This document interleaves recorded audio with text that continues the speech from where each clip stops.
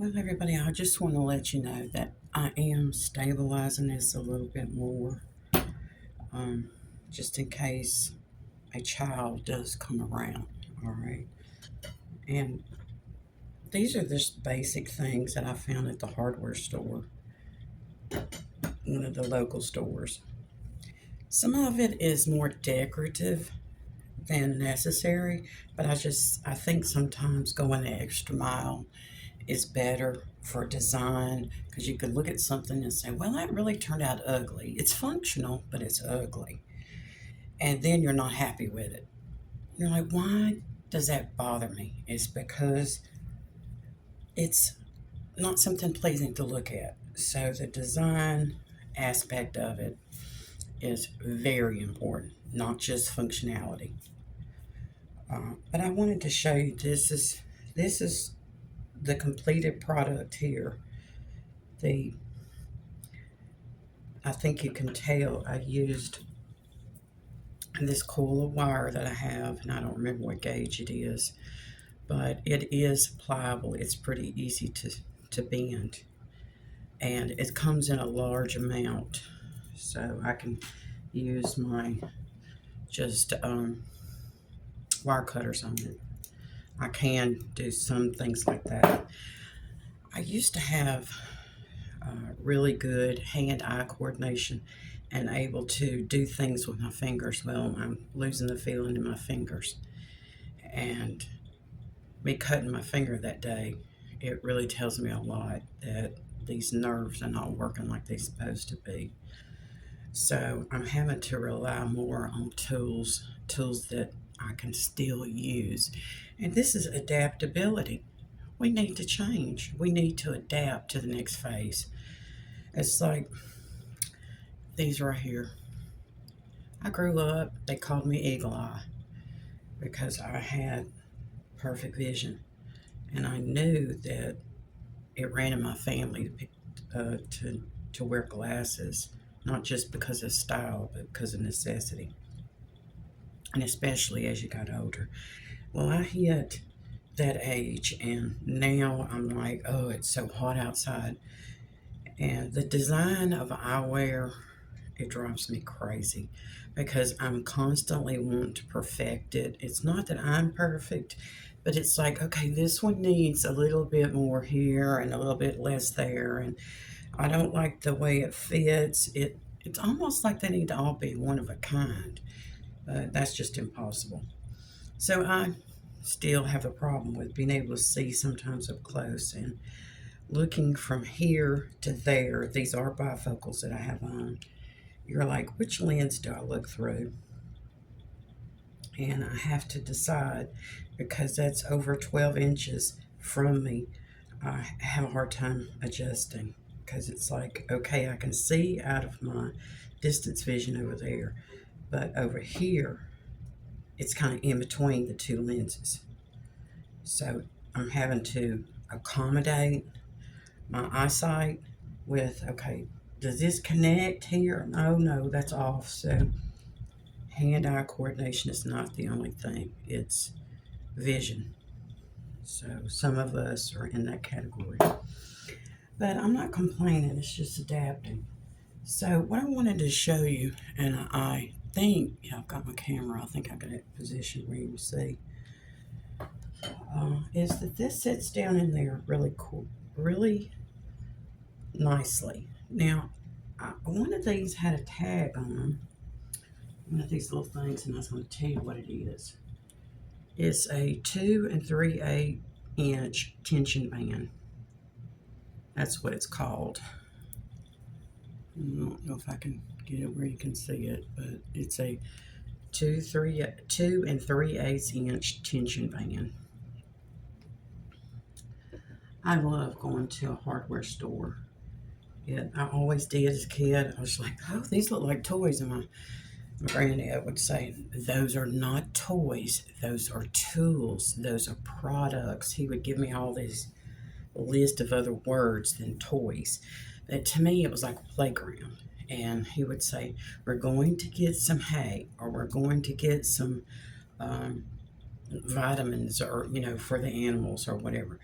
because it would be a feed and seed as well as a hardware store.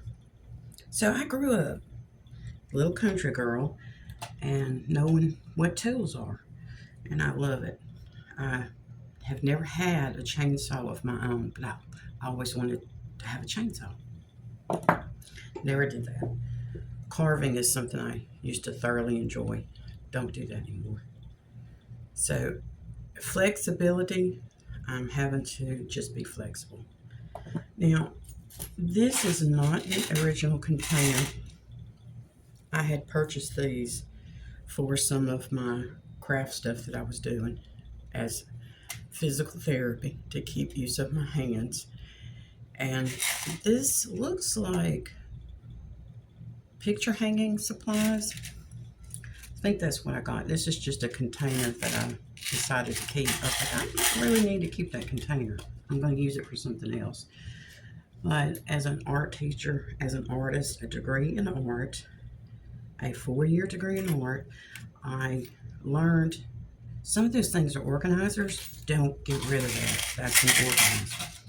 It fits great in a toolbox, and my toolbox was actually a tackle box, a fishing tackle box. I don't have that now. I passed it on to one of my grandchildren, but he needed one. But I have my first sewing kit that looked a little bit worse for wear. It had cracked. It's a hard plastic, and it looks like wicker, but it's not. And I had to patch it up the other day. I just put some tape on it. It's not a big deal. It works now. It had just a crack on it. So what I want you to see is that the simplest tools are necessary. See how you can hold on to stuff like that? My dexterity, I don't feel it like that right there. But I can put it on there and grip it like that. All right? I can grip it like that. Now, it's hard for me to put things like it's the hand-eye coordination, getting my arms to do what I need them to do. It's hard for me to position stuff. So I'm going to move that out of the way. And I did this one. This is kind of the prototype of how it needs to work. And I changed the position of it. This one's going this way and this one's going this way. And I wanted it to, I don't know, look different. And I have always specialized in different. I did not measure it. I just kind of what they call it, eyeballed it. It does not have to be perfect because I'm not perfect. I used to tell my students that all the time. I tell my children that all the time. You don't have to be perfect. There's enough people in this world that think they're perfect, and you don't have to be one of them. Now, these are kind of cool to work with because they're flexible.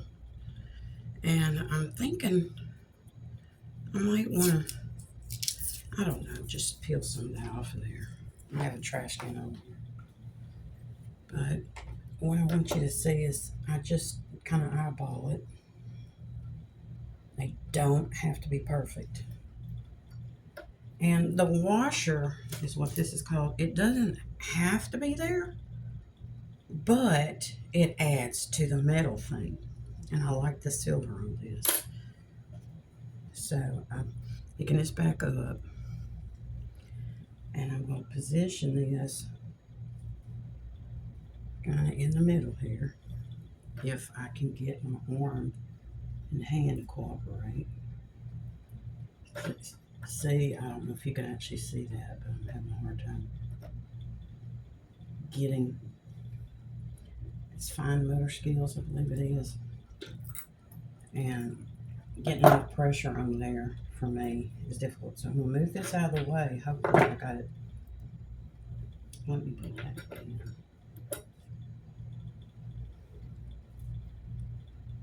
I hang out with, I am friends with people that are veterans, and they are military veterans, and they're having problems just like this. It's hand-eye coordination is not just getting older, it's what you've been through. It's dealing with injuries. It's dealing with people around you that don't see that as a problem. It's like, well, hey man, I can do that myself, and I don't need that help from you or whatever. And I don't see it that way. I think we're all needed. I believe we're all needed. Now, I mainly needed to get what they call a pallet hole started. And I'm not going to put, I'm having a hard time holding on to it. And I did with this other one. All right. Now, I'm having to be quiet where I'm at right now. So you say, well, you could use a hammer and bang that, but I don't want to do that. I'm just getting this started.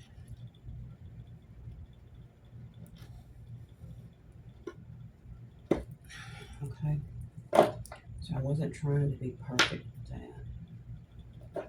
Just kind of getting a hole there. And I can't, it's very hard for me to get both of my arms to cooperate at the same time. I'm going to try. I'm having a hard time getting pressure on this. All right, now I feel like I've kind of got enough pressure in it to get where I can. Oh, no. But we have people that think people are throwaways. I don't believe so. I never have. I don't believe that at all. I kind of like the numbers on this side. Don't know if you can see that.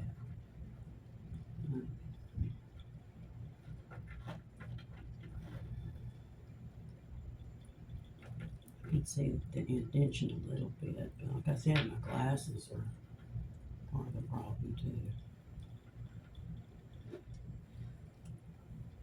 One of the things they kept telling me, my doctors have, is you can't quit. You have to keep trying. And when you have ideas that come at you all the time,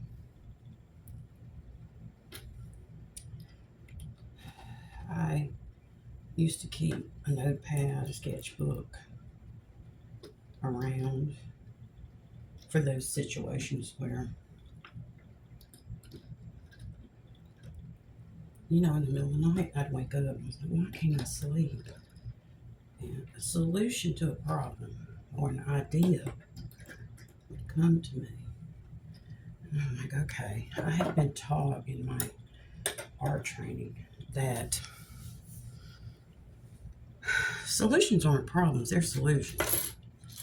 And you need to be able to write them down so you can go back to sleep and then you can work on it when you can, when you've had some rest.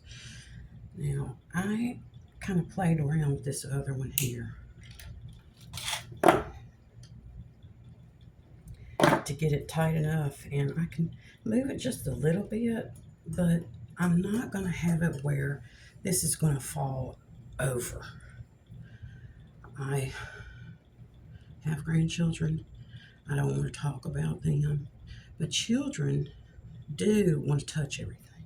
That's how they learn. That's absolutely how they learn. Now I'm going to take this one off of here. Did a little video. I don't remember if I'm going to keep it or not, but this is curved on the bottom, so it makes it a little bit harder to sit flat. Otherwise, you could put Velcro right there. But I didn't want to see it either. That's much prettier having the silver there. I think it is. And it goes with the gray. Kind of the gray theme here. So what I'm going to do is I'm going to just show you the gist of it. You take this wire, this pliable wire. And what I did was I kind of just ran it through and tightened it up, that kind of thing. And I'm not going to show you every little detail of this because I am struggling a little bit with holding on to stuff. And I don't want to stick a wire in my hand either. I really don't. So I'm going to cut it off right there. I did put another little picture hanging thing. I don't know what it's called. It comes from a picture hanging kit. You get a bunch of them. But it was like that. And you can position it like I did here. I just did it right in the center. And then I ran it through there. And I want you to start problem solving too. Use tools that you don't think are tools. These washers, I might do something else with them. I made sure I had 4 of them. Well, there's more than 4 in that little package. More than 4. But those are really decorative right there. And like I said, I'll show it to you when I get it finished. I think it looks pretty good.